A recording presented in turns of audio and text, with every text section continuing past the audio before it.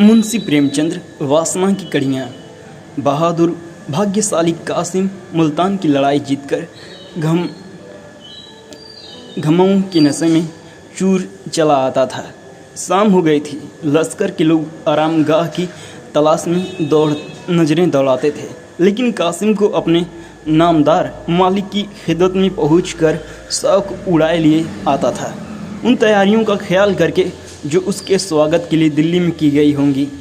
उस दिन उमंगों से भरपूर हो रहा था। सड़कें बंदरवारों और झाड़ियों से सजी होंगी।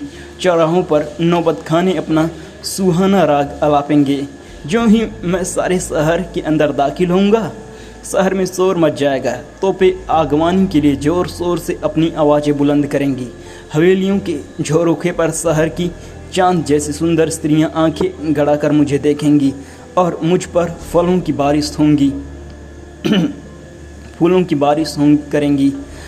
झड़ाऊं हौदों पर दरबार के लोग मेरी आगवानी को आएंगे।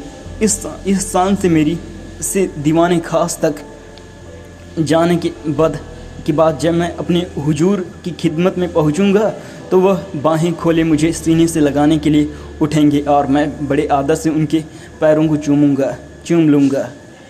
वह सुबह घड़ी कब आएगी। कासिम मतवाला हो गया। उसने अपने पाँव की बेसुधी में घोड़े को एड़ी लगाई। कासिम लश्कर के पीछे था। घोड़ा एड़ लगाते ही आगे बढ़ा। कैदियों का झुंड पीछे छूट गया। घायल सिपाहियों की डोलियां पीछे छूटी। सवारों का दस्ता पीछे रहा। सवारों के आगे मुल्तान के राजा की बेगमों और उन्हें और शहजादियों की पंसे और सुखपाल थे। इन सवारियों के आगे पीछे हथियारबंद ख्वाज सराओं की एक बड़ी जमात थी। कासिम अपने ओरों में घोड़ा चढ़ाए चला आता था। यकायक उसे एक सजी हुई पालकी में से दो आंखें झांकती हुई नजरें आईं। कासिम ठिठक गया। उसे मालूम हुआ कि मेरे हाथों के तोते उड़ गए। उसे अपने दिल में एक कमकपी, एक कमजोरी और बुद्धि पर एक उन्माद सा अनुभव हुआ। उसका आसन खुद ब खुद ढीला पड़ गया। तनी हुई गर्दन झुक गई। नजरें नीची हुई। वह दोनों आंखें दो चमकते और नाचते हुए सितारों की तरह जिनमें जादू सा आकर्षण था।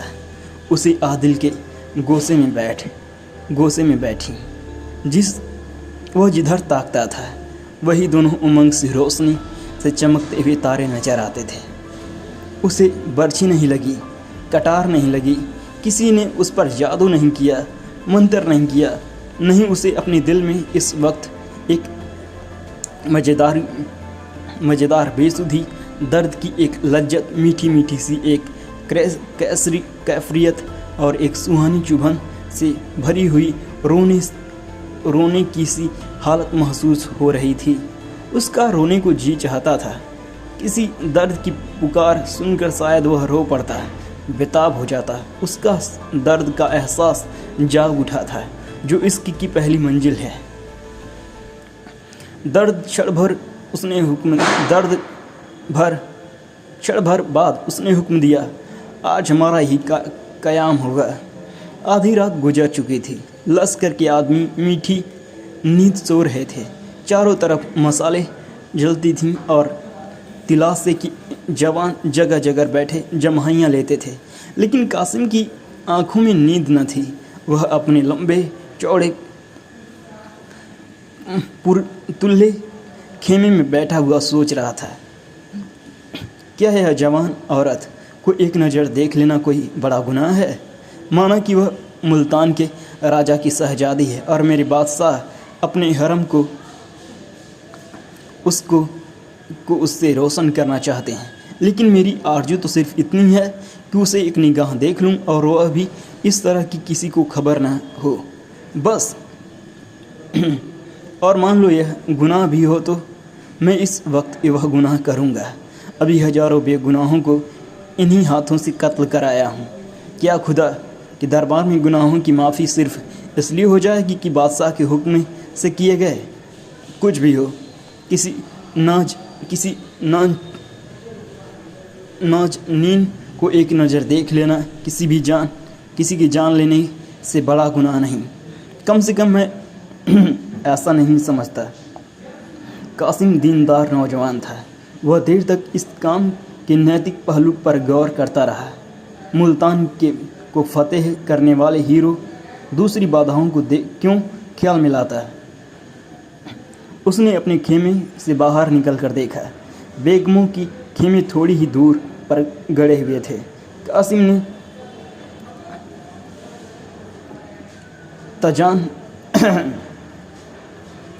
तजान बूझकर अपना खेमे के पास जानबूझकर अपना खेमा उसके पास लगाया था।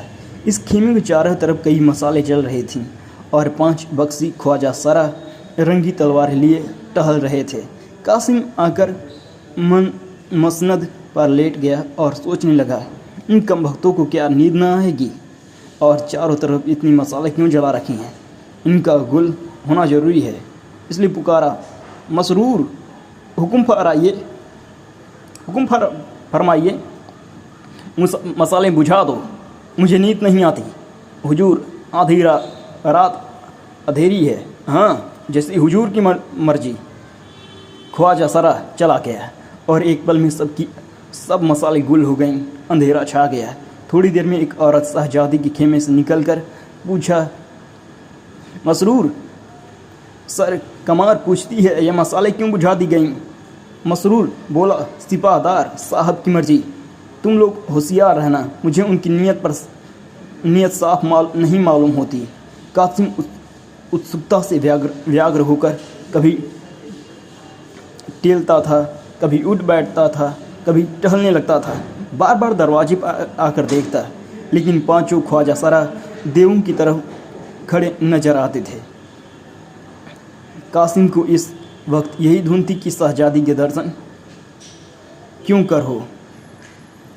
अंजाम का फिक्र, बदनामी का डर, शाही गुस्से का खतरा उस पर पुरजोर ख्वाहिश के नीचे दब गया था। घड़ियाल ने एक बजाया। कासिम यूं चौंक पड़ा, गोया कोई अनहोनी बात हो गई। कैसे कचहरी में बैठा हुआ कोई फरियाद अपने नाम पर पुकार सुनकर चौंक पड़ता है। ओ ना, 3 घंटे से सुबह हो जाएगी, खेमे उखड़ जाएंगे, लश्कर चूक कर देगा, कूच कर देगा। वक्त तंग है, अब देर करने की, हिचकिचाने की गुंजाइश नहीं है। कल दिल्ली पहुंच जाएंगे। अरमान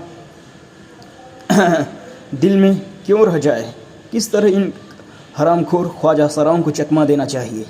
उनसे बाहर निकलकर आवाज़ दी, मसरूर, हुजूर फरमाइए, होशियार हो ना। हुजूर पलक तक नहीं झपकी। नींद तो आती ही होगी, कैसी ठंड हवा चल रही है। जब हुजूर ही ने अभी तक आराम नहीं फरमाया तो गुलामों को क्यों नींद आती, क्यों करनी। मैं तुम्हें कुछ तकलीफ़ देना चाहता हूँ, कहिए। तुम्हारे पास 5 आदमी हैं, उन्हें लेकर जरा एक बार लश्कर का चक्कर लगाओ। देखो लोग क्या कर रहे हैं। अक्सर सिपाही रात को जुआ खेलते हैं, बाज आसपास के इलाकों में जाकर खरमस्ती किया करते हैं। जरा होशियारी से काम करना है मसरूर, मगर यहाँ मैदान खाली हो जाएगा। कासिम, मैं तुम्हारे आने तक दरबार में रहूँगा। मसरूर, जो मर्जी हुजूर। कासिम, मैंने तुम्हारे मुतब्बर समझकर यह खिदमत सुपुर्द की है, इसका मुआवजा इंशाअल्लाह तुम्हारे सरकार से आता होगा। मसरूर दबी जबान में कहकर, बंदा आपकी यह चालें सब समझता है। इंशाअल्लाह सरकार से आपको भी इसका इनाम मिलेगा। और तब जोर बोला, आपकी बड़ी मेहरबानी है। एक लम्हे में 5 ख्वाजा सरा लश्कर से आगे की तरफ चले। कासिम ने उन्हें जाते देखा। मैदान साफ हो गया। अब वे बेधड़क खेमे में जा सकता था। लेकिन अब कासिम को मालूम हुआ कि अंदर जाना इतना आसान नहीं है जितना वह समझता है। गुनाह का पहलू उसकी नज़र से ओझल हो गया था। अब सिर्फ ज़ाहिरी मुश्किलों पर निगाह थी। कासिम दबे पांव शहजादी के खेमे के पास आया। हालांकि दबे पांव आने की ज़रूरत न थी। उस सन्नाटे में वह दौड़ता हुआ चलता तो भी किसी को खबर न होती। उसने खेमे से कान लगाकर सुना, किसी की आहट न मिली। इत्मीनान हो गया। तब उसने कमर से चाकू निकाला और कांपते हुए हाथों से खेमे की 2-3 रस्सियां काट दी। अंदर जाने का रास्ता निकल गया। उसने अंदर की तरफ झांका। एक दीपक जल रहा था।